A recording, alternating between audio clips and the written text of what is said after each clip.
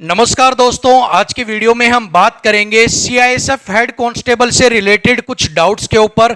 आप सभी लोगों को पता है सीआईएसएफ हेड कांस्टेबल के पीएसटी डीवी को रिकंडक्ट करवाया जा रहा है। ऐसे में कुछ डाउट्स हैं कि जो स्टूडेंट्स, जो कैंडिडेट्स ओवर एज हो गए हैं, क्या उनको कोई दिक्कत होगी।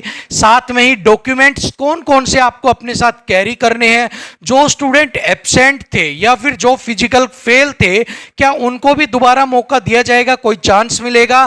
साथ में ही जो आपके पास मैसेज आ रहा है कि भाई आपका जो पीएसटी डीवी है वो दोबारा से कंडक्ट किया जाएगा, वो क्या रजिस्टर्ड मोबाइल नंबर पर आ रहा है, कैसे इन्फॉर्म कर रहे हैं। साथ में ही बात करेंगे सीआईएसएफ हेड कांस्टेबल मिनिस्ट्रियल के रिटर्न एग्जाम डेट की कि कब तक आपका जो रिटर्न एग्जाम है वो कंडक्ट करवाया जा सकता है। तो चलिए बिना किसी देरी के वीडियो को स्टार्ट करते हैं। तो सबसे पहला सवाल है, क्या ओवर एज जो कैंडिडेट्स हो गए हैं उनको कोई दिक्कत होने वाली है, क्योंकि 3 साल का गैप हो चुका है। उस समय में आपकी एज अलग थी, अब आपकी एज में 3 साल और जुड़ चुके हैं। तो क्या आप पीएसटी डीवी के लिए जाएंगे तो आपको कोई दिक्कत का सामना करना पड़ेगा।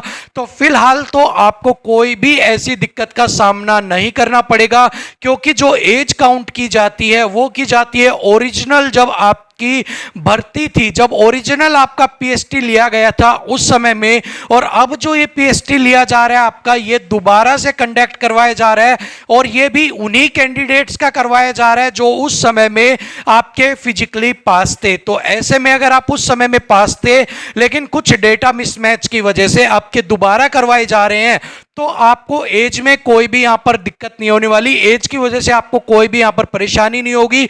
और अगर इन केस आपको कोई परेशानी आती है और अगर आप कोर्ट का दरवाजा खटखटाते हैं तो आप वहां से भी ये केस को जीत जाएंगे। तो सीआईएसएफ को भी पता है कि अगर आप इनको एज के अंदर अगर छेड़ोगे, जो कि यहां पर बिल्कुल ही एक तरह से गलत ही चीज होगी, क्योंकि इसका कोई फायदा ही नहीं है, तो ये बच्चे कोर्ट में चले जाएंगे और वहां से भी अपने लिए केस को जीत के आ जाएंगे। सो ऐसे में सीआईएसएफ इस मुद्दे को बिल्कुल भी टच नहीं करेगी। तो ओवर एज कैंडिडेट्स को बिल्कुल भी घबराने की जरूरत नहीं है कि भाई उनको यहां पर एज बड़ी हो गई है या मेरी एज निकल गई है। यहां पर आपकी एज जिस समय आपने फिजिकल फर्स्ट टाइम पास किया था वही वाली आपकी एज जो है वो कंसीडर की जाएगी। ठीक है, अगली बात करते हैं डॉक्यूमेंट्स में क्या क्या लेके जाना है।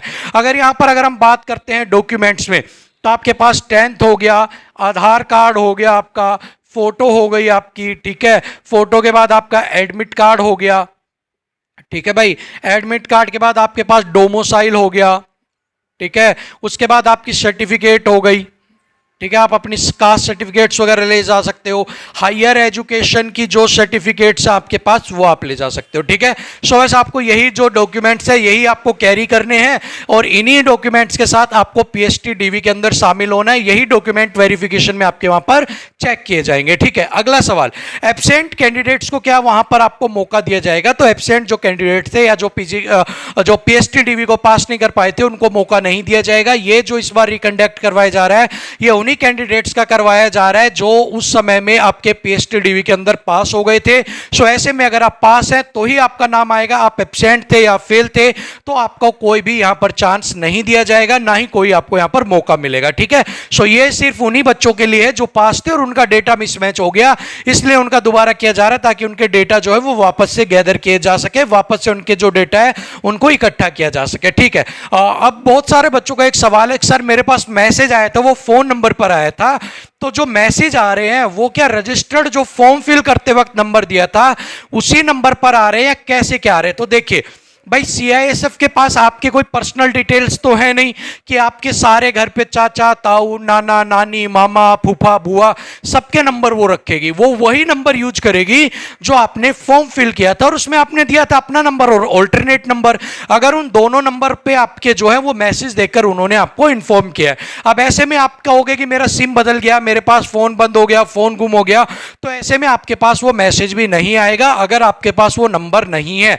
और अगर ऐसे में आपके पास नंबर नहीं है तो आपको क्या करना होगा, तो आपको घबराने की जरूरत नहीं है। जब एडमिट कार्ड आपके जारी किए जाएंगे उस समय में आप एक बार एडमिट कार्ड में अपनी डिटेल्स चेक कर लेना। अगर आपका एडमिट कार्ड आ जाता है तो आपको फिजिकल देने जाना है। और अगर आपका एडमिट कार्ड नहीं आता है तो आपने अगर उस समय में पीएसटी डीवी पास कर लिया था तो अब भी आपको पीएसटी डीवी जो है वो पास माना जाएगा। तो अगर आपके पास नंबर नहीं है तो घबराने की जरूरत नहीं है, आपको अपनी एडमिट कार्ड की डिटेल से भी पता लग जाएगा कि अगर आपका आ गया तो जाना है और नहीं आया तो देने नहीं जाना है। ठीक है भाई, चलिए अगर हम बात करते हैं लास्ट एग्जाम की कि रिटर्न एग्जाम आपका कब तक होने वाला है, कितने वक्त तक आपके पास टाइम है कि आप तैयारी कर सकते हैं। तो देखिए अभी भाई आपका रिटर्न एग्जाम करवाना था लेकिन उससे पहले पीएसटी डीवी जो है वो रिकंडक्ट करवा दिया गया।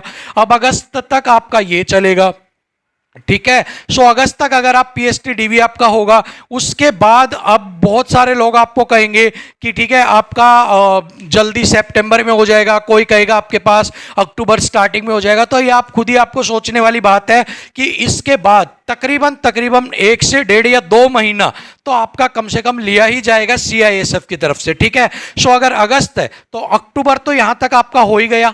ठीक है, अक्टूबर तक तो आपको बिल्कुल हिलाएगी नहीं। अगर हम बात करें इस पीरियड के बीच में जो कह रहे हैं कि आपका हो जाएगा, तो इस पीरियड के बीच में वो सीआईएसएफ फायर का जो है वो फिजिकल कंडक्ट करवाने की कोशिश करेगा। तो यहां पर ये फिजिकल हो जाएगा सीआईएसएफ फायर का। अक्टूबर तक आपका कोई चांस ही नहीं है, 2 महीने तो आराम से लेगा, सीआईएसएफ जल्दी में नहीं है। ठीक है, क्योंकि अब जो टाइम था वो तो निकल चुका। नवंबर में आपकी भर्ती ट्रेनिंग प्रोग्राम स्टार्ट करवाना, तो अब कितना ही खींच ले ट्रेनिंग आपकी हो ही नहीं पाएगी नवंबर तक।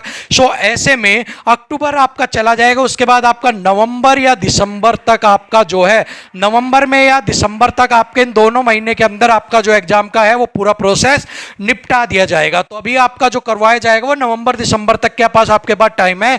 इन लास्ट के 2 महीने के अंदर ही आपका रिटर्न एग्जाम आपका कंडक्ट करवाया जाएगा। इससे पहले आपका रिटर्न एग्जाम कंडक्ट करवाने की कोई भी यहां पर उम्मीद नहीं है। सो आप तैयारी करते रहिए, आपके पास अभी टाइम है। नवंबर में आपको जो है आपका एग्जाम देखने को मिलेगा, दिसंबर तक जाकर वो खत्म हो जाएगा। ठीक है, सो यही आपके कुछ सवाल थे, यही आपके डाउट्स थे। होप सो आपके सारे डाउट क्लियर हो गए होंगे।